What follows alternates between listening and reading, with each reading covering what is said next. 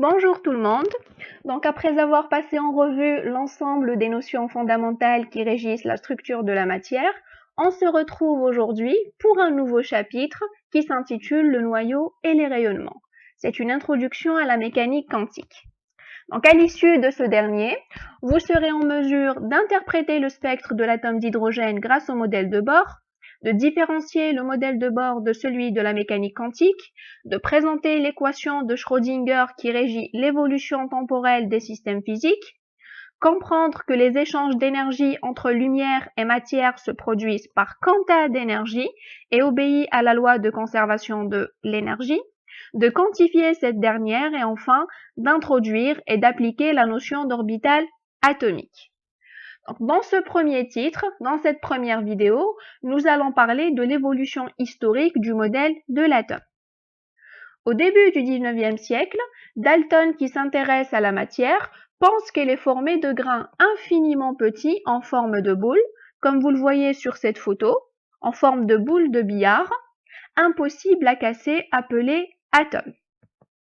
À la fin du 19e siècle, Thomson proposa un nouveau modèle de l'atome.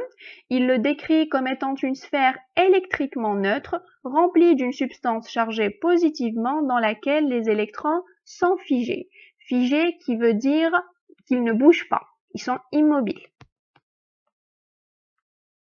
Quelques années plus tard, Rutherford proposa un nouveau modèle beaucoup plus avancé cette fois-ci de l'atome qui est nommé modèle planétaire. Il s'agit du modèle actuel de l'atome.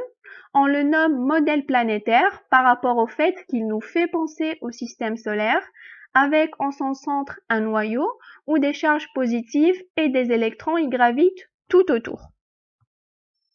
Nous allons parler de l'expérience de Rutherford.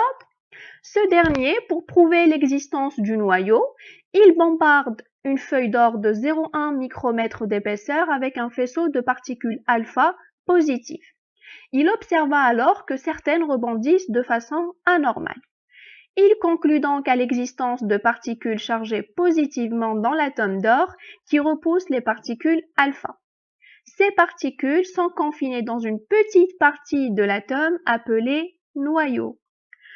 Le modèle du système solaire est alors adopté, le noyau central est associé au Soleil et les électrons qui gravitent tout autour aux planètes.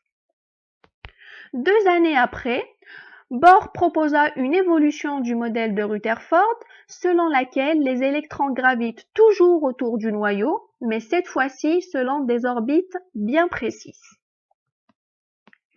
Il a fallu attendre la fin des années 20 pour que Schrödinger propose un nouveau modèle de l'atome qui perdure encore à ce jour.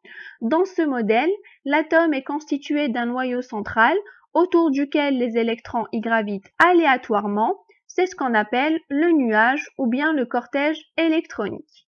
Dans ce modèle, le noyau contient deux types de particules, les neutrons qui sont électriquement neutres et les protons qui sont chargés positivement. Les électrons, quant à eux, sont chargés négativement.